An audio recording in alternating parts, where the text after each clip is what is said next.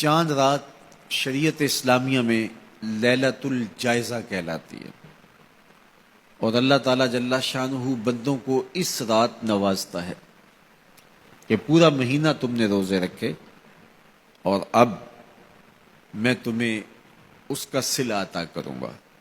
اور لیلۃ الجائزہ میں اللہ عیدی عطا کرتا ہے، اور بندوں کو وہ عطا کرتا ہے جو وہ سوچ بھی نہیں سکتے کہ ہمارا مالک ہمیں کیا کیا عطا کرتا ہے۔ ہر شخص جو عیدی دیتا ہے وہ اپنی طاقت کے مطابق دیتا ہے نا۔ آپ کو بھی بچپن میں عیدی ملتی رہی ہوگی، اب بھی ملتی ہوگی، تو کوئی 10 روپے، کوئی 20 روپے، کوئی 50 روپے، لیکن کوئی ایسا بھی ہوتا ہے کہ جس کے پاس فراوانیاں ہوتی ہیں تو پھر اس کی عیدی تو اس کی عیدی ہوتی ہے۔ تو ہر شخص اپنی کیپیسٹی کے مطابق ہی عیدی دیتا ہے نا۔ تو یار جب ایک عام آدمی 10-20 روپے دے دیتا ہے، لیکن جس کو اللہ نے بڑا نوازا ہو تو وہ پھر 500 روپے کا نوٹ آپ کو دیتا ہے کہ جناب یہ عیدی ہے آپ کی، تو پھر اللہ کتنی عیدی دیتا ہوگا، وہ کتنی کرم نوازیاں فرماتا ہوگا۔ تو یار جب عیدی لینے کا وقت ہو اس دن ہم بازار میں ہوں، جب عیدی لینے کا وقت، کچھ لوگ اپنے سارے کام اور ساری خریداری چاند رات کے اوپر چھوڑتے ہیں کہ اس رات کو ہم بازار جائیں گے۔ کچھ لوگوں کو شوق ہوتا ہے اس رات بازار جانے کا، حالانکہ بازار شر الاماکن، بری جگہ، سب سے بہتر جگہیں اللہ کے گھر مسجدیں ہیں، اور سب سے بدترین جگہیں بازار ہیں۔ تو مجبوری کے ساتھ بازار میں جایا جاتا ہے، آپ کی مجبوری ہے کچھ خریدنا، اور اگر آپ کاروبار کرتے ہیں تو آپ کی مجبوری ہے کچھ بیچنا، تاکہ آپ اس خرید و فروخت سے اپنے بچوں کا رزق کما سکیں یا اپنی ضروریات کو وہاں سے جا کے خرید کے لا سکیں۔ تو وہ مجبوری ہے، تو مجبوری کے لیے آپ وہاں جا سکتے ہیں، اور ہمیں حکم دیا گیا دیر سے جاؤ جلدی واپس آ جاؤ۔ مسجد میں حکم دیا گیا ہے جلدی جاؤ دیر سے واپس آؤ۔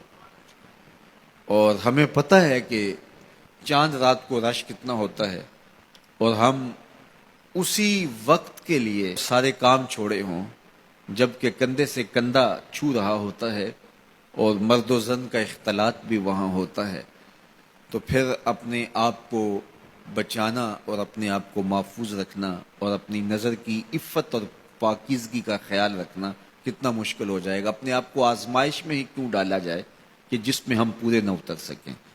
تو اس لیے یہ بات ذہن میں رکھیے گا کہ یہ لیلۃ الجائزہ ہے، یہ جھولی پھیلا کے رب سے مانگنے کا وقت ہے، یہ بازاروں میں آوارگی کا وقت نہیں ہے۔ تو یہ رات بھی ہماری اللہ کے حضور عبادت میں گزرنی چاہیے، ذکر و فکر میں گزرنی چاہیے، یاد الہی میں گزرنی چاہیے۔ تو لیلۃ الجائزہ کو کبھی ضائع نہ کیجیے اور اس رات کو برباد نہ کیجیے۔ سارے مہینے کی محنت آپ نے جو کی، اب اس کا صلہ لینے کا وقت ہے، اب عیدی لینے کا وقت ہے۔ تو عیدی لیجئے اپنے رب سے، جھولیاں پھیلا پھیلا کے لیجئے، اس سے خیرات مانگیے، اس کی کرم نوازیاں اور اس کی رحمتیں تمہارے اوپر برسیں گی، تو ان کو اپنے دامن میں سمو لیجئے۔ تو اپنی ضروریات کے لیے اور وقت نکالیے، اور عید کا دن بھی اللہ نے ہمیں 5 نمازوں کے علاوہ ایک اضافی نماز عید کی ہمارے اوپر واجب کی ہے۔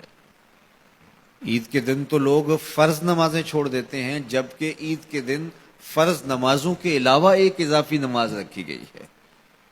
تو یہ ہمارا امتحان تھا، ہمارے ایک مہینے کی جو ٹریننگ ہوئی تھی، اس کے بعد آج ظہر کے وقت، آج عید کے دن فجر کے وقت، آج عصر اور مغرب کے وقت دیکھنا تھا کہ اس کا اثر ہماری روح میں کتنا اترا ہے۔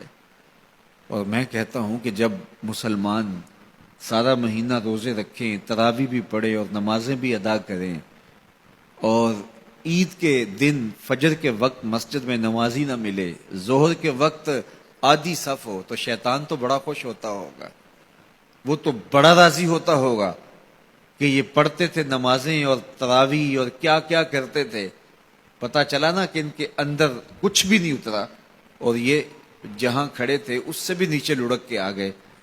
تو شیطان کو کبھی خوش نہ ہونے دینا، اللہ کے حضور سرخروئی اور کامیابی کے لیے دعا مانگتے ہوئے ماہ سیام سے رخصت ہوں۔ یہ گھڑیاں اللہ نے نصیب کی، گنتی کے دن انہیں کہا گیا ہے، تو یہ گنتی کے دن یوں ہی بیت جاتے ہیں اور اسی طرح پوری زندگی بیت جاتی ہے، اور پھر جب آنکھ بند ہوتی ہے تو پھر آنکھ کھلتی ہے کہ ہم زندگی کہاں گزار دی۔